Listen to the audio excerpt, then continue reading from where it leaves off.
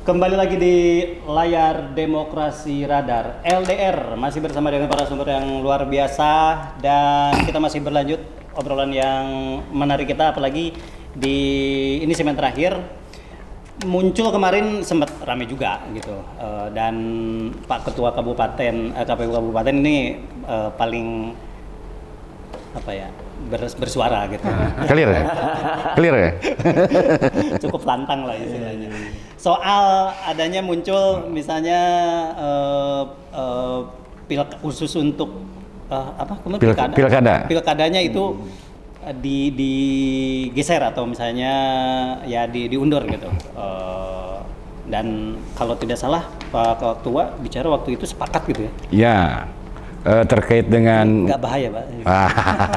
Maksudnya beliau ya. Ya, betul. Tapi ini satu-satu nanti harus bicara. Jadi memang terkait dengan waktu pelaksanaan pilkada ini sebenarnya wacananya itu tidak hanya sekarang saja. Jadi pada saat sebelum kami melaksanakan pemilu juga, wacana terkait waktu pelaksanaan pilkada ini sempat muncul juga di rancangan-rancangan perbaikan undang-undang gitu ya. Yang saat itu juga kami lihat ada draft yang diajukan oleh DPR RI gitu untuk menjadi rancangan undang-undang mengenai pemilu dan pilkada, tetapi memang pada saat itu kemudian undang-undangnya tidak dibahas, jadi rancangannya tidak jadi dibahas gitu.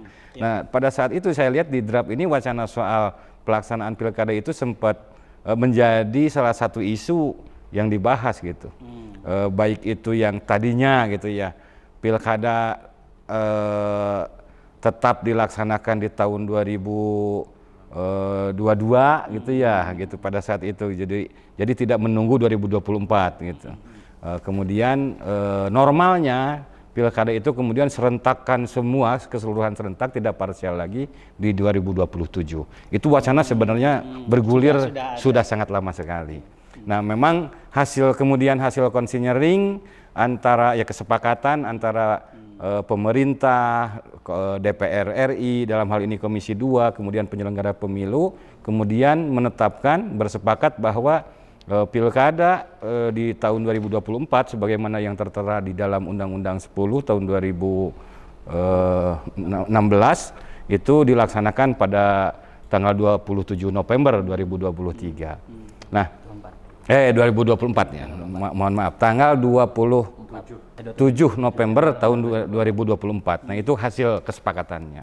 Nah, pada saat itu kemudian sama gitu. Banyak juga tanggapan-tanggapan dari luar, dari berbagai pihak lah gitu mengenai apakah soal waktu ini akan sangat berpengaruh gitu terhadap kualitas, mulai dari kualitas pelaksanaannya bahkan lain sebagainya gitu, karena sangat berdekatan dengan penyelenggaraan pemilu 2024. Memang sebagai kelembagaan KPU, tentu KPU itu akan tunduk dan patuh terhadap apa yang menjadi keputusan gitu ya, keputusan para pemegang kebijakan itu dalam Samina Watona, karena KPU ini sebagai pelaksana dari undang-undang dan aturan kan begitu. Bahwa saat ini yang sudah ditetapkan itu dilaksanakan di bulan November 2027, maka tentu KPU akan berpegang kepada itu. Tetapi tentu saya secara pribadi juga gitu ya, tidak hanya sebagai kelembagaan, saya secara pribadi juga melihat bahwa ruang diskusi itu masih terbuka. Gitu. Ruang diskusi terbuka. Apa sih di kita gitu ya, di Indonesia ini yang kemudian gitu ada persoalan yang kemudian tidak selesai ketika didiskusikan pun ketika berbicara soal penyelenggaraan pilkada. Di bulan November ini memang tidak terlalu jauh dengan selesainya pelaksanaan pemilu.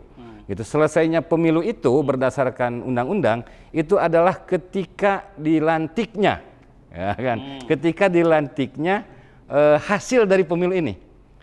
Contoh lah gitu, presiden hasil pilihan dari pemilu 2024 itu dilantik pada tanggal 1 Oktober. Gitu. Nah, Oktober, November itu kan hanya jeda 1 bulan gitu. Begitu juga dengan DPR RI yang dilantiknya ya sama juga sekitar September gitu kan, di bulan September gitu kan. Hanya jeda waktunya 2 bulan. Selain itu juga ada di dalam pemilu ini juga kan ada ruang sengketa hasil pemilu. Nah, ruang sengketa pemilu itu kalau dari dari hasil pemilu di tanggal 14 Februari kemudian selama 35 hari gitu ya, 35 hari ditetapkan di tingkat nasional, itu kan kemudian membuka ruang untuk sengketa. Ya. Nah, ruang sengketa ini bisa lama, Ya, bisa itu sebentar. Nah, sementara untuk persyaratan pilkada ini memang berdasarkan kepada hasil pemilu 2024 gitu. Maka dari sisi waktu memang sangat berdekatan.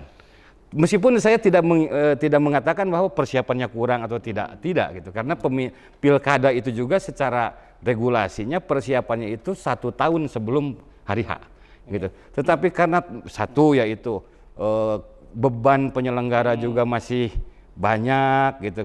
Kemudian juga dari sisi ya tentulah banyak juga yang menyoroti sekarang soal anggaran gitu ya. Kami aja di Kabupaten Tasik sudah berhitung kalkulatif itu beberapa kali kita merasionalisasi kebutuhan anggaran gitu kan, karena ya kondisi keuangan pemerintahan juga sedang tidak baik-baik saja lah seperti itu. Luar biasa setelah saya mendengar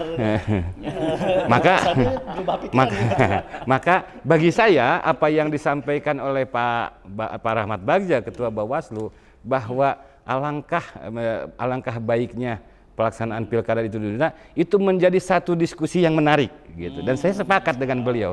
Ini harus dibahas kembali gitu loh. Harus dibahas kembali. Kenapa tidak gitu?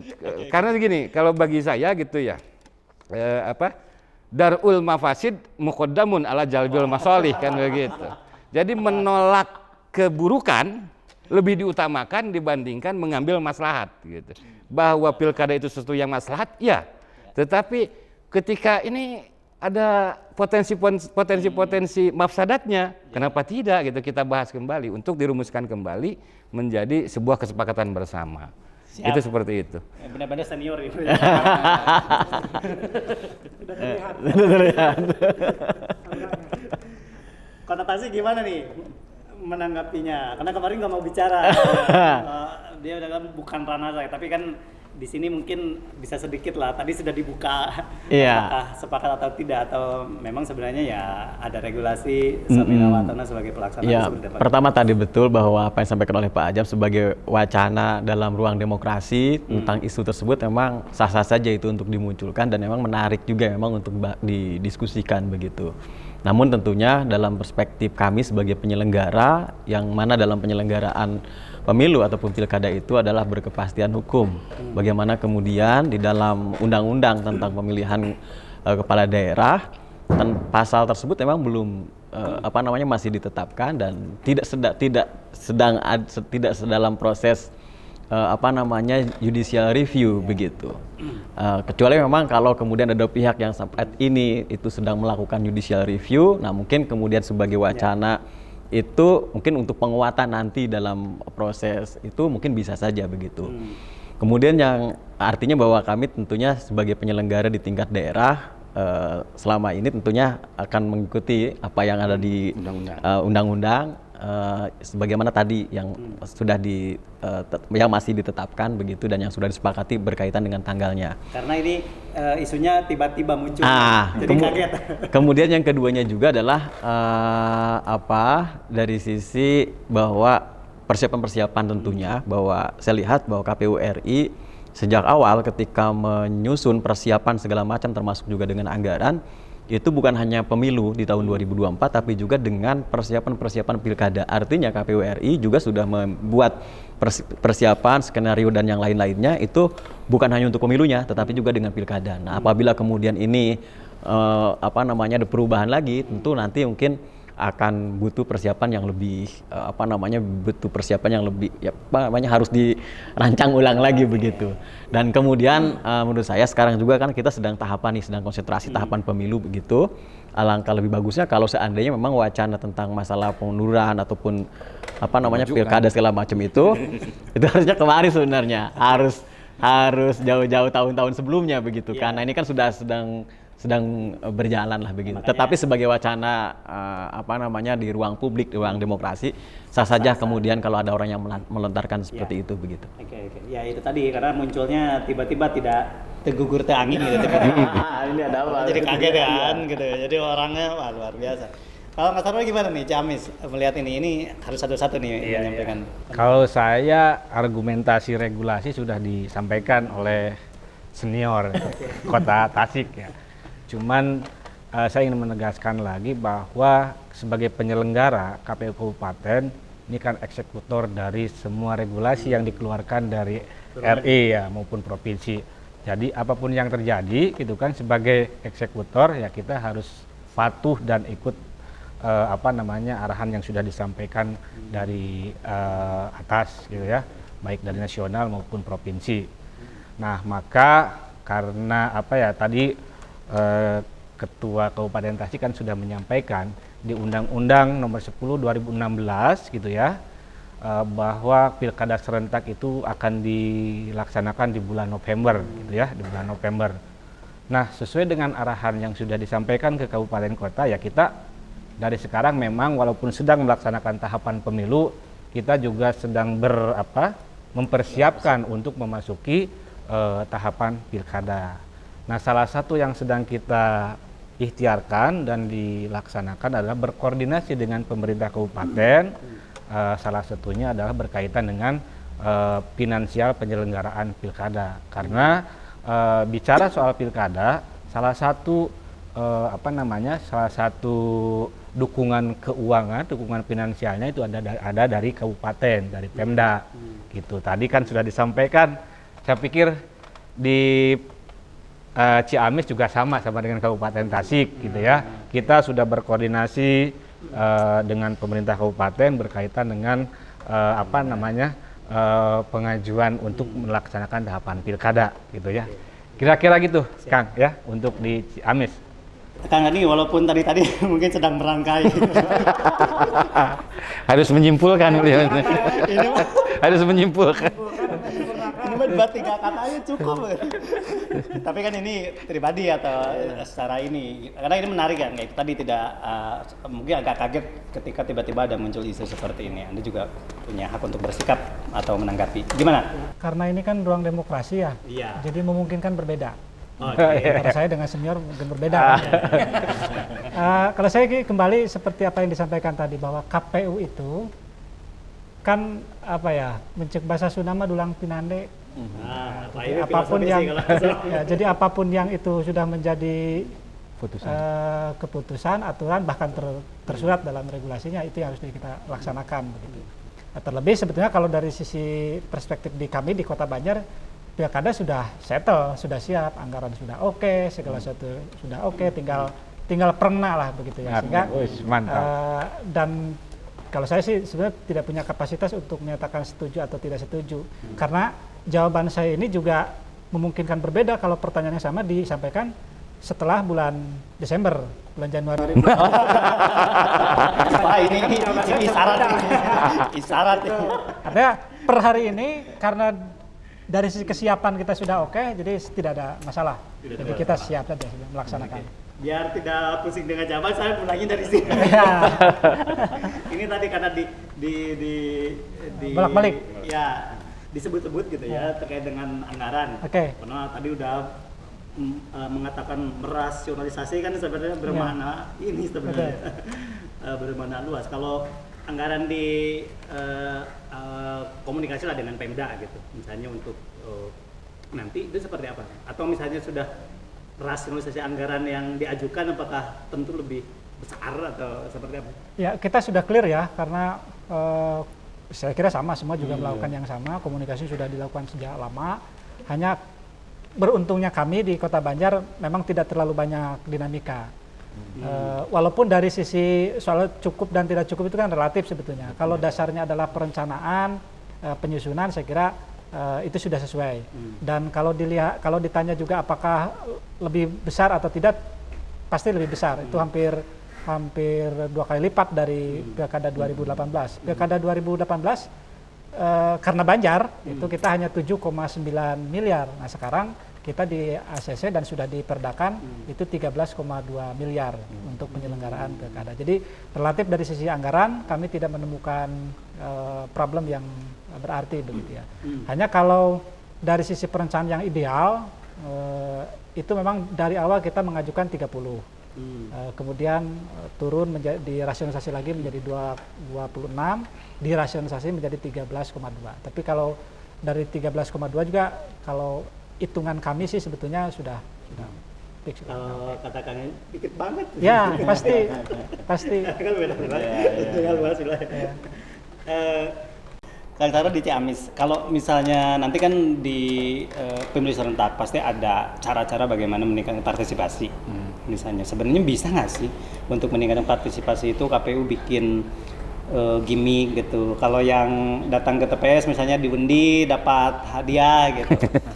Untuk meningkatkan partisipasi kan. Apakah ya ini untuk ada concern ke sana nggak untuk meningkatkan partisipasi? Kalau berbicara ke belakang misalnya ada gambaran nggak partisipasi Tesnya dari saku ketua KPU. untuk meningkatkan partisipasi pemilih di Ciamis khususnya? Baik, saya ingin sampaikan ketika pemilu 2019 di Ciamis ini kan ada peningkatan partisipasi ya. Partisipasi di mana pemilu 2019 pemilu serentak bukan pilkada ya. Itu di angka 80,4%. Nah, 80,4% ya, alhamdulillah kita sudah di atas target nasional, target nasional. Nah,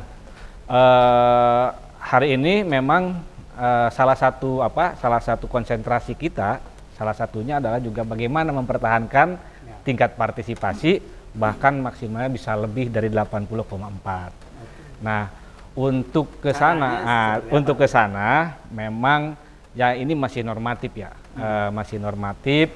Kita masih melakukan sosialisasi baik formal maupun informal.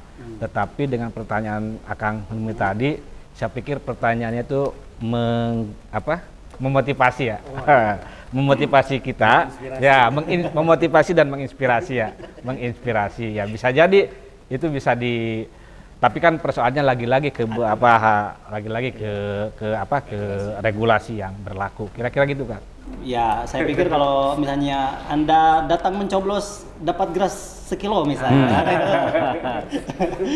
kan kayaknya partisipasinya bisa 90% tuh. Misalnya diterapkan di Ciamis luar biasa. Uangnya dari ketua KPU misalnya luar biasa. Atau yang datang tepat waktu, bro. Kang, saya singkat aja. Kalau anggaran di Ciamis berapa nih yang diajukan sekarang? Yang diajukan, jadi kita juga sudah beberapa kali merasionalisasi gitu ya, merasionalisasi, dan terakhir yang disampaikan ke Pemda ini di angka 59 miliar. Di angka 59 ini tentunya memang kita kan ketika mengajukan anggaran ini juga tetap rambu-rambu regulasinya sudah mengikuti dengan rambu-rambu regulasi gitu ya. Mengikuti rambu-rambu regulasi untuk apanya gitu. Jadi ini di angka 59 ini minggu ini sudah kemarin kalau tidak salah dari sekretariat sudah menyampaikan ke Pemda, tinggal menunggu ya. Tinggal menunggu bagaimana dari Pemdanya. Apakah ini harus dirasionalisasi lagi atau bagaimana? Tapi saya pikir kita juga dengan Pemda melakukan koordinasi, melakukan koordinasi. Masih harus banyak tahajud. Supaya kan ini bukan hanya tugas KPU ya. Jadi tugas antara penyelenggara dan pemerintah daerah gitu ya. Sebagai penyelenggara, kemudian Pemda mensupport gitu ya. Proses pelaksanaan pilkada di Kabupaten Ciamis.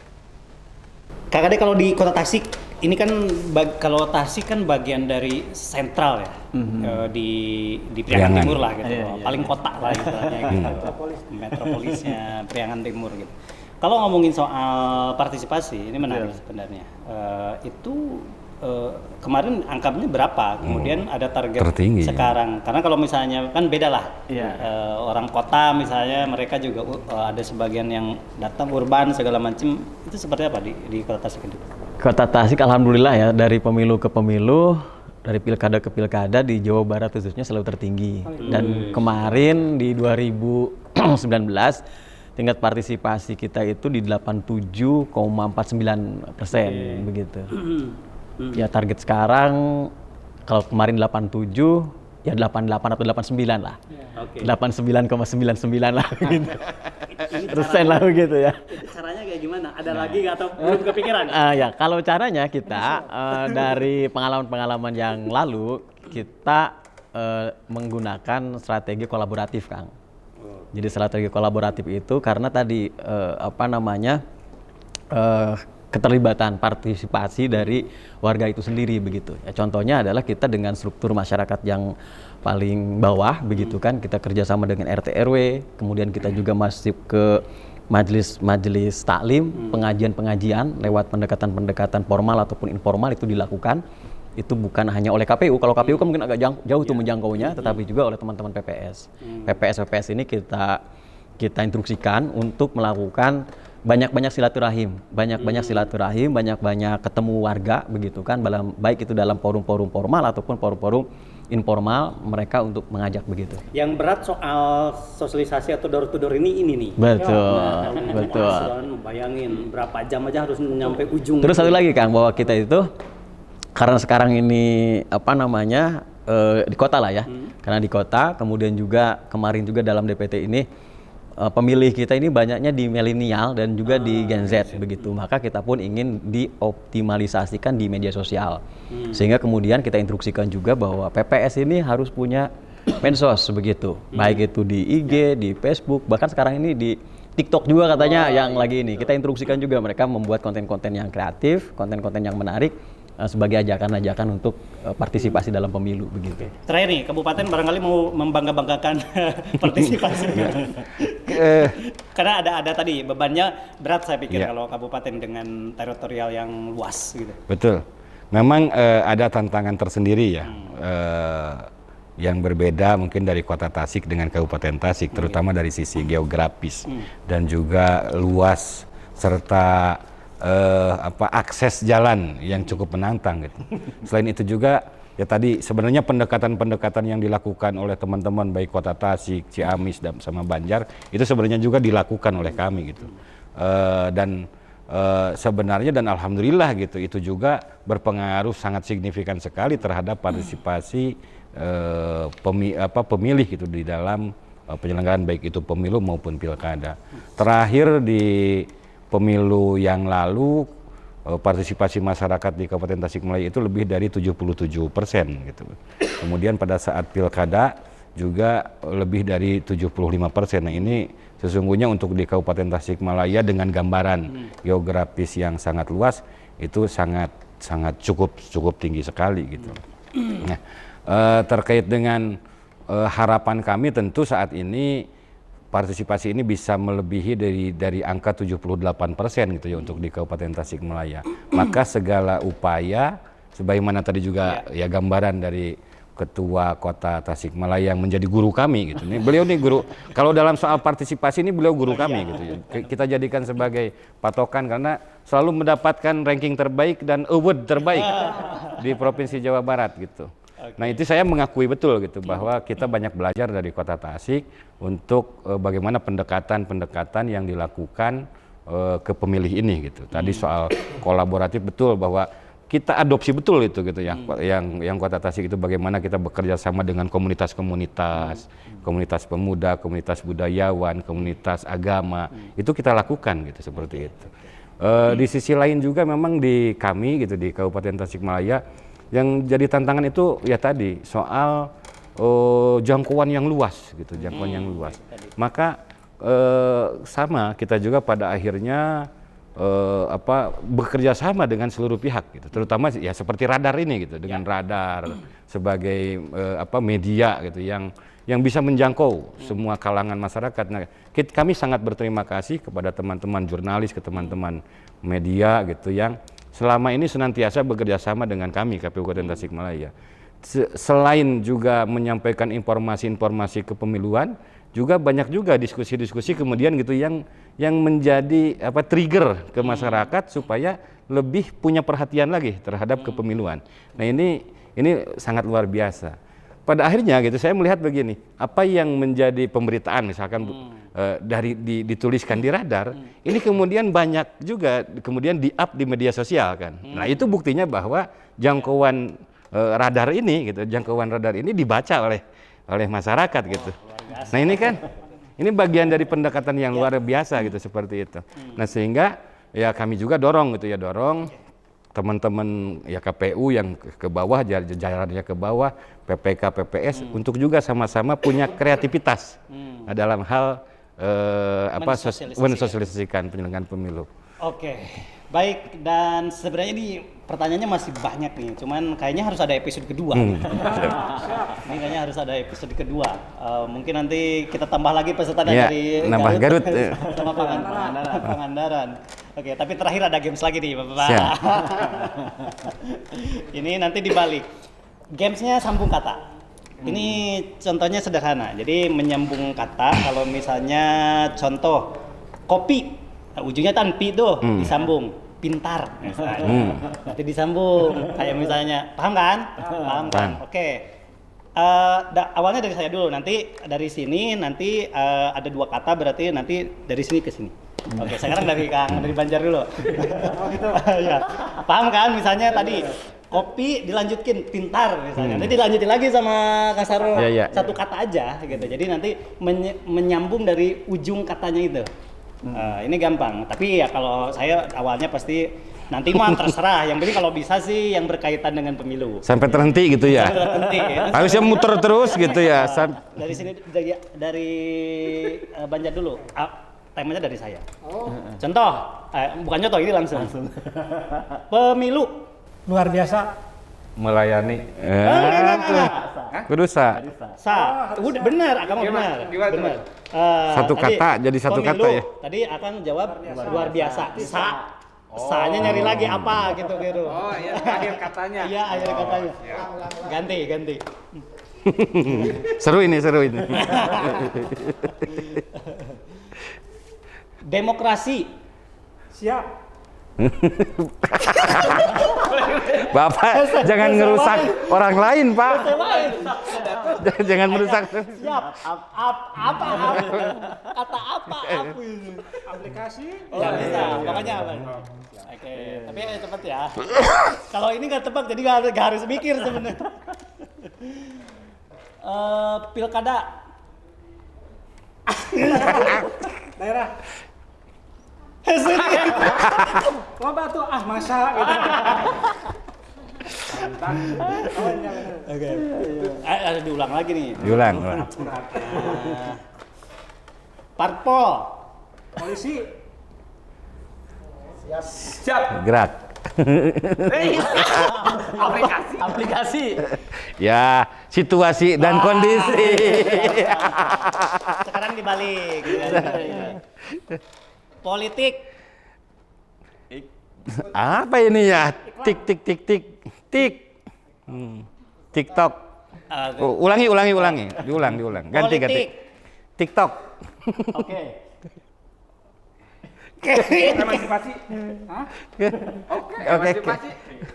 Oke. Oke. Aduh, keama Oke. Satu kata kan keamanan. Naonan.